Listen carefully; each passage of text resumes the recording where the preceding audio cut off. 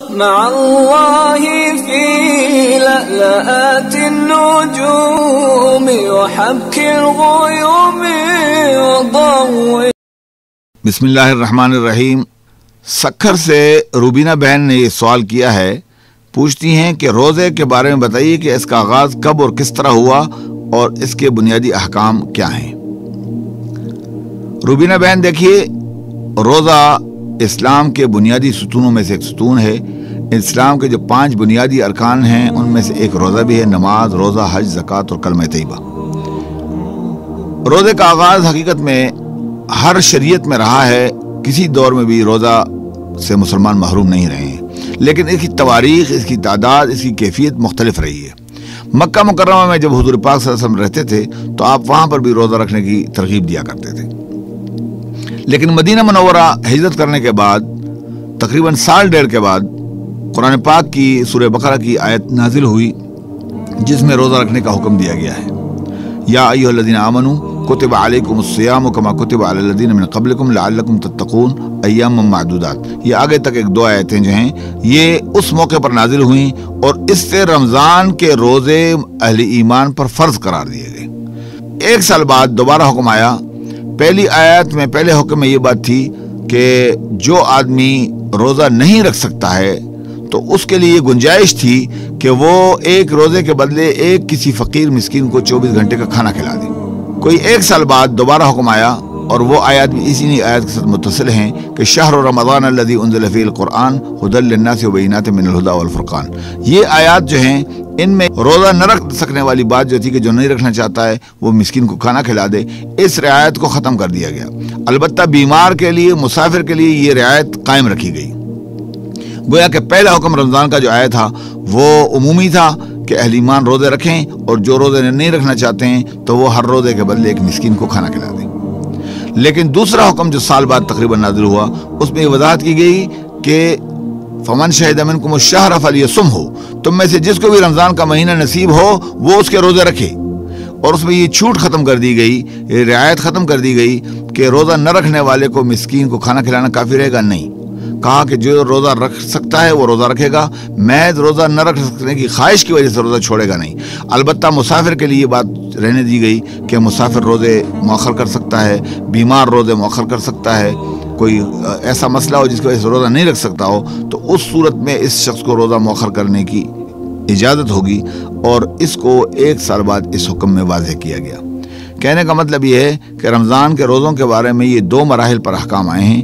پہلے مرحلے میں روزہ فرض کیا گیا لیکن یہ نرمی رکھی گئی کہ جو لوگ روزہ نہیں رکھنا چاہتے ہیں وہ ایک مسکین کو کھانا کھلا دیا کریں.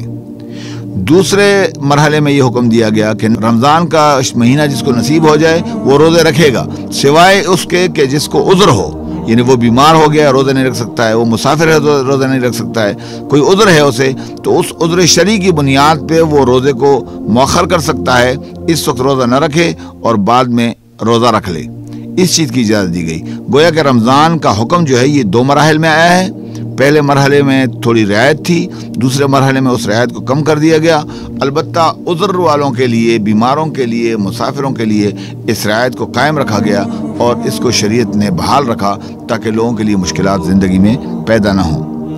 کہنے کا مطلب صرف یہ تھا کہ سورہ بقرہ کی یہ آیات جو ہیں اس کو آپ پڑھ لیجئے. متصل آیات ہیں 5-7. ان میں رمضان کے احکام بھی ہیں، اس میں اعتکاف کے احکام بھی ہیں، اس میں سحری اور افطاری کے احکام بھی ہیں. ان کو پڑھیے. قرآن پاک کی کسی بھی تفسیر کو اٹھا لیجئے، کوئی بھی تفسیر قرآن پاک کی لے لیجئے.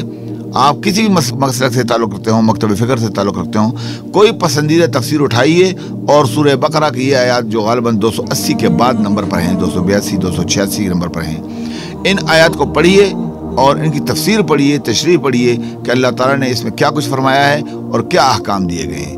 قرآن پاک کو محض تبرک کے لیے انگلیاں اس پر رکھ کر پھیرنا کافی نہیں ہے.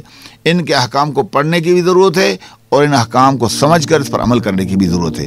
لہذا رمضان کے احکام کو سمجھنے کے لیے قرآن پاک میں سورہ بقرہ کی 285-86 نمبر آیت سے لے کر انورڈ یہ 5-7 آیات ہیں.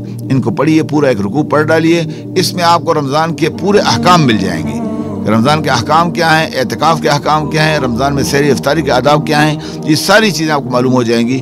روزے میں کیا کچھ کرنا ہے، کیا کچھ نہیں کرنا ہے، یہ تمام چیزیں آپ کو قرآن پاک کی اس تفسیر میں مل جائیں گی۔ ہمارے ہاں المیہ یہ ہے کہ ہم قرآن پاک کو پڑھتے ہیں لیکن تبرک کے لیے، سمجھنے کے لیے اور عمل کے لیے بہت کم لوگ ہم میں سے قرآن پاک کو ٹچ کرتے ہیں۔ عادت بنائیے اپنی کہ قرآن پاک کی تلاوت کیجئے، قرآن پاک کو پڑھیے سمجھ کر اور صحیح طریقے سے پڑھیے، اور اس کے احکام کو کسی مفسر، کسی عالم دین سے سمجھنے کی کوشش کیجئے، تاکہ آپ کے سامنے قرآن کا اصل مقصود واضح ہو جائے کہ آپ نے قرآن پاک کو پڑھنا صرف نہیں ہے، سمجھنا بھی ہے اور اس پر عمل بھی کرنا ہے۔ یہ ہے وہ بنیادی مسئلہ جس کا تعلق رمضان کے ساتھ ہے۔